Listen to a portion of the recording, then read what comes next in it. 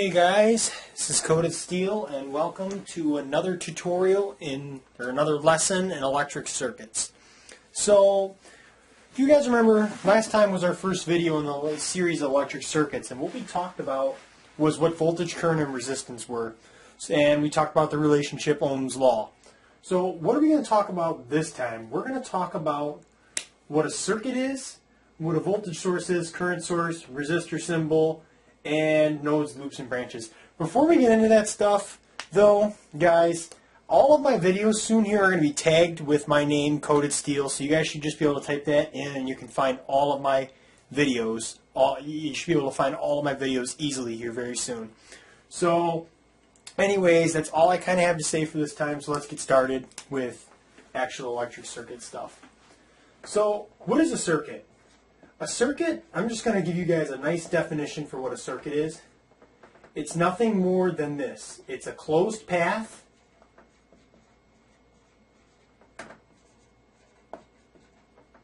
that current can take or travel. So, what does that mean? Basically, what it means is this. A closed path means literally like anything like a path that closes back in on itself. This is a closed path, guys. You see, you can start here, you can travel up, you can travel, you can travel, you can travel, but it's a closed path. There's no breaks in the path, so you have a place to go, basically. So what I mean by an open path, this is what I mean by closed. This would be an open path, guys. Sure, I can travel here, I can travel here, I can travel here, and I can get to here. But once I get to here, I can't go any further because there's no path to follow anymore. So this open path right here is simply just called an open circuit. So anytime you hear me referring to an open circuit, it literally means that there's a break in the connection somewhere and that current can't flow. So that's what it means. You can still have a voltage without an open circuit, and I'll explain why that can happen later on. But this is what's called a closed circuit. And my writing is getting bad right there. But that's a closed circuit, this is an open circuit. So just remember that circuit is a path that current can take, and in order for current to be able to take it, it has to be a closed circuit. It can't be an open circuit. So with that taken care of, that's what a circuit is. The next thing I want to talk about is a voltage source. I'm going to give you guys basically the symbols for a voltage and a current source. So a voltage source, what is it? It's nothing more than a source that provides you with a constant voltage. So it means the potential won't change. So if you see something like this, this is a voltage source right here. And oftentimes what they'll have is they'll have a number here. They'll have like 5V. What that 5V means is 5 volts. Kind of obvious, I would think, right? So that's what the 5V means, is it's 5 volts. So this means that this source is a constant 5-volt supply. So that's the voltage source. Then there's this other imaginary thing that we have that's called a current source. I said imaginary. If you guys know what imaginary means, it's not real. It doesn't exist. So why do we use it then if it doesn't exist? And why doesn't it exist? Well, it doesn't exist because you cannot create a current source. You cannot create one in nature. It doesn't exist.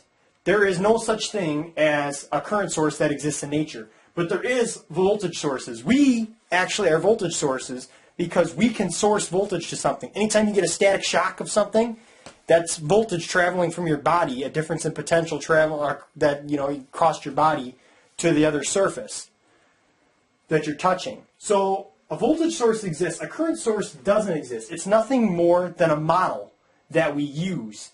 So what we say for a current source, first of all, this is what it looks like. They have an arrow, and then often what they do is they put a number and they'll put A. And that means 2 amps is what this symbol is. So it's 2 amps. And why do we use current sources if they don't exist? It's a model. So let's say this. If we had something hooked up to the source and we wanted 2 amps to go through it, using a current source, we can model what the circuit is supposed to do and how it's supposed to behave. If you use a voltage source, you might not necessarily know what the current is going through that resistor by inspection.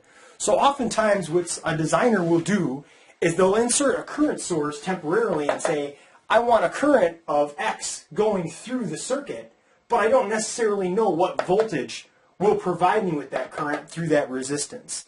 So they'll start with a current source, and then once all the calculations are made, then they'll go to a voltage source. It's a modeling technique, guys, and it's a circuit design technique that many engineers or hobbyists or other people will use, primarily probably engineers. So now that that's done, we had voltage and current sources talked about. Let's talk about what the resistor symbol is. Resistor symbol. It's nothing more than this. It's a squiggly line, basically. This is the resistor symbol. It's the only symbol we're going to talk about right now. This, the voltage source, and the current source are the only 3 symbols we're going to talk about right now because we're not going to head into different types of analysis until later. This is primarily just resistor analysis, how current and voltage behave across the resistor network. So that's what we're going to talk about. Commonly, you'll see this labeled like this. You'll see a number like 3, and you'll see this capital omega, which stands for ohms. The Greek symbol, 3 ohms. So we have this 3 ohms is symbolizing the resistance that we talked about in the previous episode, the opposition, or this previous lesson, the opposition to flow of current. So this is how you commonly see these things labeled. Usually you're not going to see a 3 ohm resistor. You're going to see common resistor values are like 1K. And what does the K stand for? K literally means take this number and multiply it by 1,000 times the number out front. So this would be a 1,000 ohm resistor is basically what that means. So that's what the K means. Anytime you see that, that's what that means. So, and the other one you're going to probably see too, I want to mention this I guess now, would be 1M. Oh, 1M omega. That is 1 mega ohm. What that is the equivalent of is adding 3 more zeros. So that would be a 1 million ohm resistor. So these are the 2 common things you'll see. You're probably going to see K more than you'll see M. But those are the 2 things you're going to commonly see. So that's resistor symbols taken care of. Now the next thing we're going to actually start doing is analyzing circuits. So nodes, loops, and branches. I'm going to draw a circuit up on the board really quickly. So what we got here, hopefully you guys know what this is because we just talked about it. We have our voltage source here, and we'll say it's 5 volts, and we'll say this is 5 ohms for simple calculation purposes. So you got a 5 volt source hooked up to a 5 ohm resistor. So let's go ahead and now label what the current is going through this network. Hopefully you guys remember it's nothing more than Ohm's law, V equals IR. V being the voltage, I being the current, and R being the resistance. We want to find I, so we're going to say I equals V divided by R, and it's going to be 5 divided by 5, and that's going to give us 1 amp. So that means this current going through here is 1 amp. So we have a 1 amp current, kind of have our analysis that we did over here to get to that 1 amp current. Now, what are these other 3 things that make up a circuit? First one is called a branch, or sorry, a node. That's what I have up here. A node. And my marker is starting to screw over on me. So we have a node. This is a node right here. So basically a node is where connection points are made. We're actually, these are really the only 2 nodes in the circuit because if we say this is a continuous wire, then that's where our node would be. But we'll go ahead and we'll say this is not a node. So there's 2 nodes in this circuit, guys. One here and one here. A node is nothing more than where a connection point is made. So we have a connection voltage source is connected to the resistor at that point, and it's connected to the resistor at that point. So that's what a node is. It's where a connection in a circuit is made. So there are two nodes in this circuit. So that's what a node is. A loop is this. This is one loop. Hopefully that makes sense to you guys. It's just a closed path. A loop is just a closed path, like we talked about before. What a closed circuit was and an open circuit was, a loop is a closed path. So if you see a closed path, that's a loop. Final thing, a branch.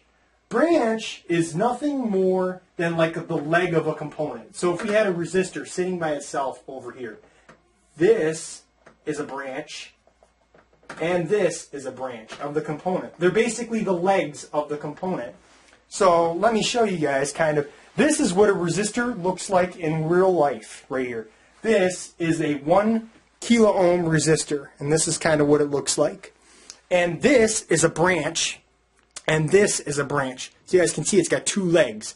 So two branches connecting to each other make a node. We say this is a branch, and that's a branch. That's a node. That's how these two are related to each other. Then a group of nodes and branches that are connected to each other that form a continuous closed path is a loop. So that's how those three things are kind of related to each other. The last thing I want to do in this video really quickly is just kind of put a more complicated circuit up here on the board so we can do one more stab at analyzing this all up correctly. So what I'm going to do, we're not going to analyze it in the circuit analysis sense of things, but we're going to put a bunch of stuff in here.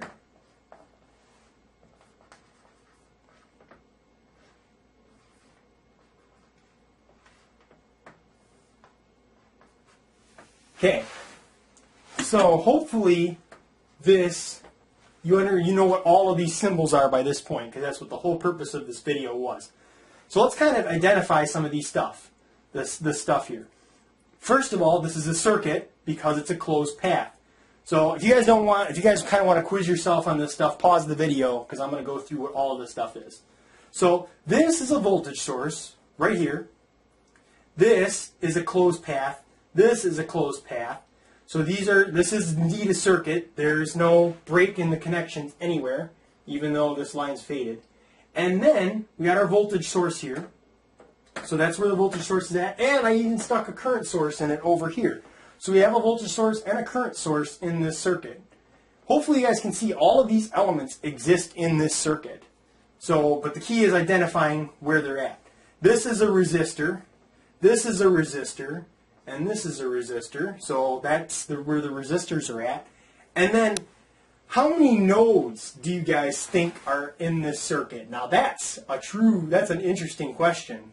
Hopefully you guys can see that there's one node there, and there is actually one node here actually. And there is actually, this is a node here actually, so this is where a node is at. And then this is where a node is at actually. So hopefully you guys can see that there are 4 nodes in this circuit. There's the center node where all 3 of these components connect. Then there's this node where the source connects to that resistor. There's this node where this other leg of the resistor connects to the source. And then there is what's called the bottom node, which is where this resistor connects to these two things. So you guys may be asking, why is this one thing on the bottom? Why is this one node? Because this is what's called the reference node. So this is the reference node. The reference node basically means the point in the circuit that we assume has 0 potential, where there is no voltage existing. It's the point that we measure with respect to. So we can measure the voltage here with respect to this node, the voltage here with respect to that node, and the voltage there with respect to that node, because this is our 0 potential node. We assume there's going to be a difference in potential between each and every single one of these nodes up here and the reference node. So that's why this is called the reference node. We'll actually be talking about this in the future, and we will be doing labs in this type of stuff later, so you guys will clearly understand what's going on. hopefully you guys can see how all this stuff works. We're going to start analyzing circuits that are this complicated here in the future. So hopefully you guys have grasped everything that I've talked about up to this point. And hopefully in about the next tutorial or two, we're going to actually start talking about labs and go into some labs where we'll actually wire these things up and make measurements. So anyways, that's all I have for you guys for this tutorial. If you understand voltage, current, resistance, and circuits and all this stuff up to this point, you are ready for some actual DC circuit analysis, which is where next time we're actually going to put some problems up on the board and solve them. So you guys stay tuned for that, and I will see you guys in our next lesson of electric circuits.